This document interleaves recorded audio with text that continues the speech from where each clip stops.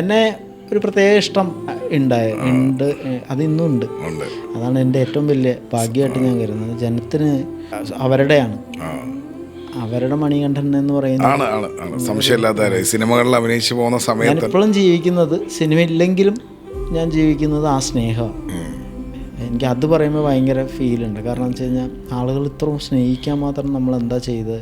അവർക്കൊന്നും കൊടുത്തിട്ടില്ലല്ലോ. ഇപ്പോൾ കമ്മട്ടിപ്പാട് ഇപ്പോൾ വന്നതാണല്ലോ, 2016. പക്ഷെ അതിന് മുമ്പേ മണികണ്ഠനോട് ഒരു ഇഷ്ടമുണ്ട്. ഈ പറഞ്ഞ നമ്മൾ ഈ കുട്ടിക്കാലത്തെ കാര്യങ്ങൾ കഴിഞ്ഞ് പിന്നെ ഈ കൗമാരത്തിലേക്ക് കയറി നമ്മളുടേതായ കുറേ കയ്യിലിരിപ്പുകളുണ്ട് ഇതിൽ. ഇതെല്ലാം നമ്മൾ അത്ര ശുദ്ധനൊന്നുമല്ല. അതായത് പട്ടിണി കിടന്നിട്ടുണ്ട്, അനാവശ്യമായ പട്ടിണികളും കിടന്നിട്ടുണ്ട്. പണിക്ക് പോയാൽ മര്യാദയ്ക്ക് പൈസ കിട്ടി അങ്ങനെ, പക്ഷെ പണിക്ക് പോകില്ല എന്നുള്ളൊരു വാശിയും തീരുമാനമൊക്കെ എടുത്ത പട്ടിണികളും ഉണ്ട്.